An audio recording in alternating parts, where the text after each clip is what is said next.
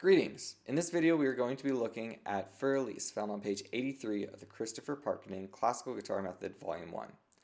Firstly, I would like to encourage you to focus on what notes are melody versus what notes are accompaniment.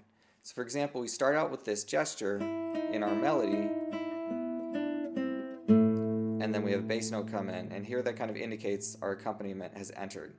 Now, I could play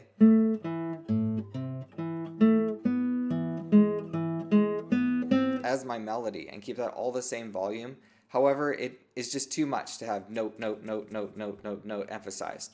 And I would encourage you to consider this as your melody.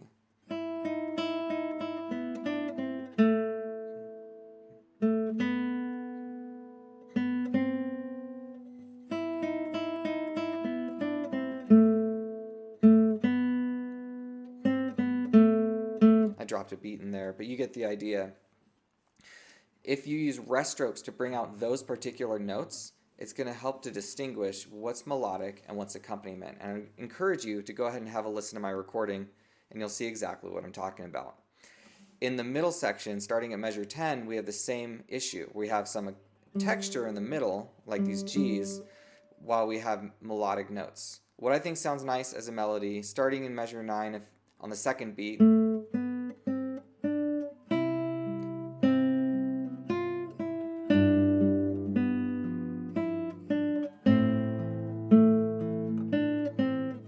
I just think that's a much more interesting melody than doing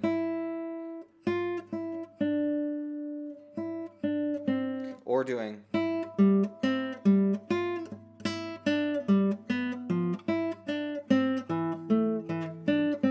It's just way too much.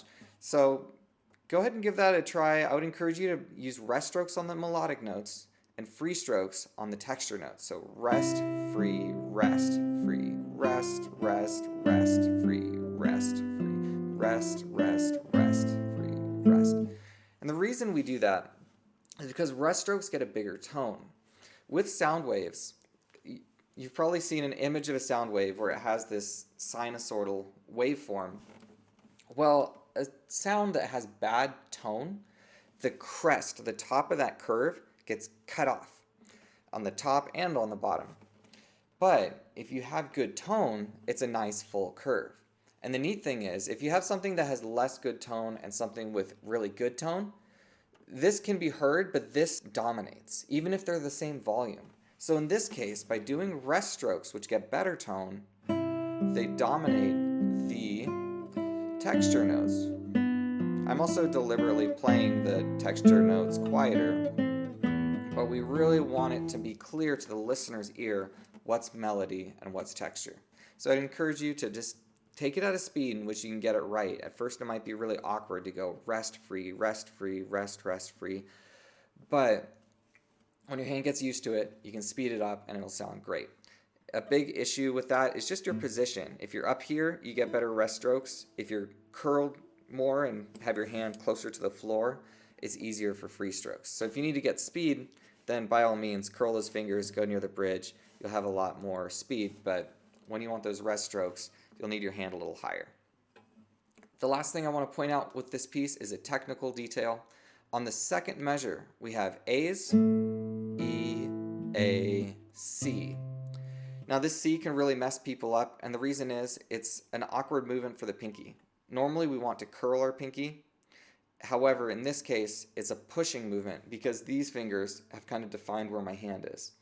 So instead of curling, practice that pushing with your pinky, and that's exactly what you do here. Have a look.